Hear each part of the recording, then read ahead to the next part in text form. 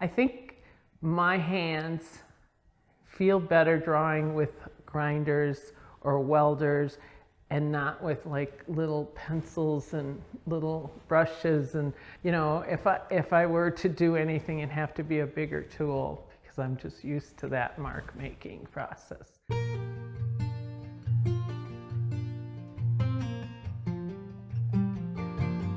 I grew up in a kind of an idyllic situation. If I had, been born to be an artist. My father was a sculptor in Wisconsin, and as a child, I would go in my dad's studio, and he had little pieces of metal and parts, and I would take those and play with them and make things, and it always felt like natural.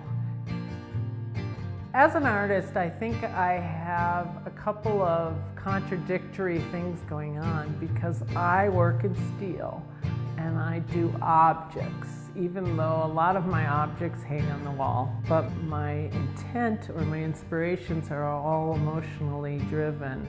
I like to take the quietest emotions, the ones we overlook, that we see every single day, we feel every single day, and I put those into my surfaces, so I hope that the viewer can enter into them and find those quiet moments in their past history and connect.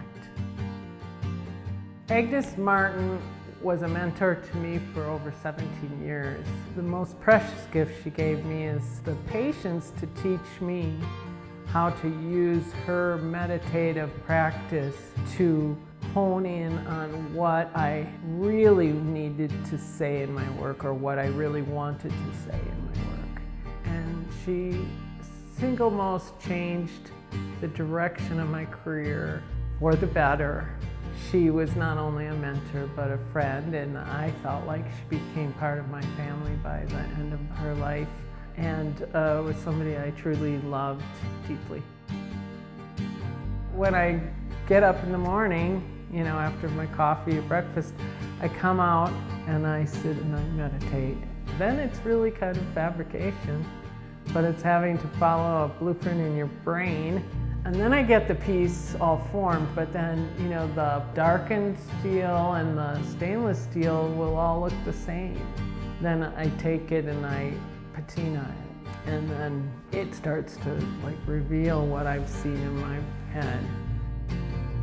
So almost every piece has a circle in it. Even if it's a square, sometimes it'll have a circle. And I realized when I started doing the circles, it was because I think of the circle as the horizon of the earth. When you're out there at these big vistas and you see that slight curve, it reminds you that you're on this planet and that there's people over on the other side that are doing similar things, and that it embraces this unity of a global society that I believe strongly in, and kind of protection of our earth.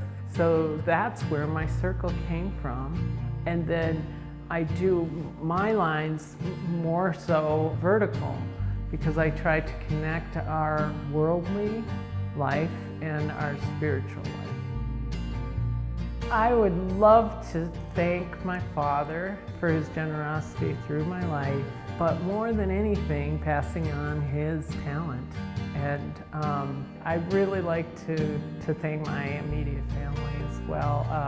My husband, Rodney, has been with me over 35 years. And then my daughter, who not only believes in my work and believes in me, but brings so much energy and joy and inspiration into my career. And I'd also like to thank Agnes Martin.